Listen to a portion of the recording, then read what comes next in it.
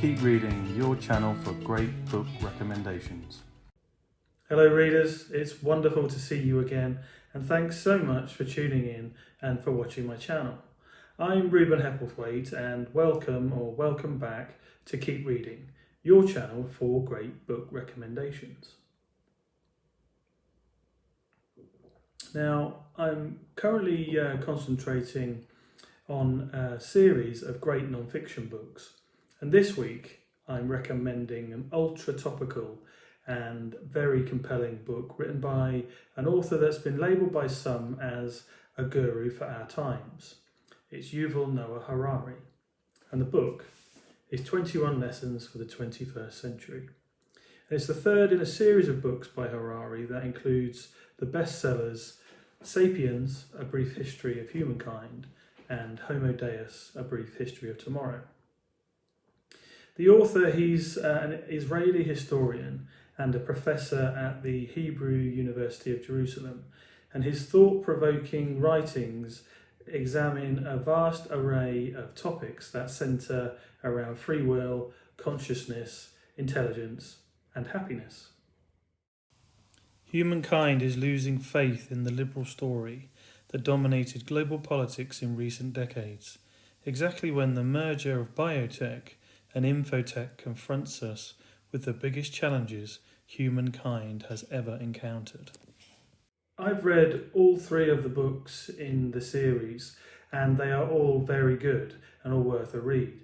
Homo Deus did overlap somewhat with the ideas that were explored in Sapiens, as does this book, but in 21 Lessons, Harari turns his attention to the present.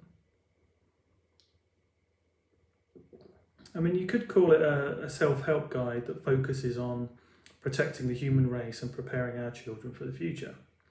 The book is split into 5 parts, and this mind-expanding book covers many topics which aims to take stock of where humanity has reached and where it might be going, including, but not limited to, the threat of nuclear war, ecological catastrophe, fake news, terrorism, nationalism, religion, immigration, secularism, and meditation, which we learn happens to be the author's favourite leisure activity.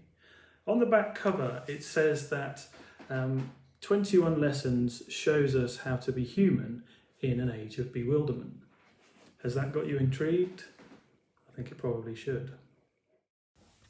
The merger of infotech and biotech threatens the core modern values of liberty and equality. Any solution to the technological challenge has to involve global cooperation. But nationalism, religion, and culture divide humankind into hostile camps and make it very difficult to cooperate on a global level. Harari starts this book by discussing disillusionment and how humankind is losing faith in the liberal story that has dominated global politics for the last few decades, citing Brexit in the UK and the rise of Donald Trump in the USA that has signalled a tidal wave of disillusionment, saying that many people in the UK and the USA see the liberal vision as being either undesirable or unattainable.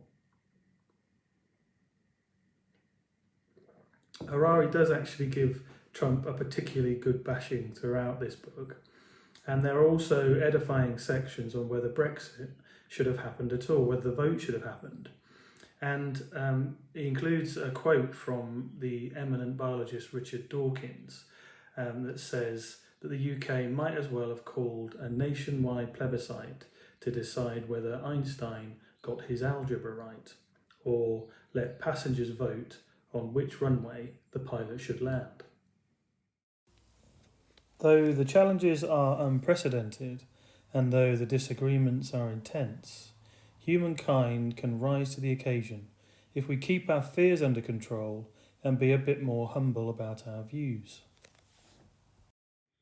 My favourite section in the book is part 5, that's the last, and it's entitled Resilience. And Harari's main question is spelled out in the section heading. He says, how do you live in an age of bewilderment when the old stories have collapsed and no new story has yet emerged to replace them? Here the author argues that human myths, as he calls them, such as money, laws and corporations, have allowed humanity to build vast, complex societies far beyond our biological limitations. And in our globalised world, the idea of a coherent national state is being threatened as religion is fading from public life in the secular West. He says, what do we have left to believe in? Harari provides some tongue-in-cheek notions on this question in chapter 20, entitled Meaning, which include the circle of life and a being's unique dharma as told by a Hindu text and in more popular culture, Disney's Lion King. If you feel overwhelmed and confused by the global predicament, you are on the right track. Global processes have become too complicated for any single person to understand. How then can you know the truth about the world and avoid falling victim to propaganda and misinformation? Yuval Noah Harari certainly has a unique way of explaining the world, and this book offers plenty of provocations together with unexpected ideas and observations. It takes you on a journey through today's most important issues and asks if we are still capable of understanding the world we have created. 21 lessons is highly readable and a little sobering actually at times. But for anyone interested in how humanity arrived where we are, how we can make things better, and what might be in store for the future, then this is the book for you. How do you live in an age of bewilderment when the old stories have collapsed and no new story has yet emerged to replace them?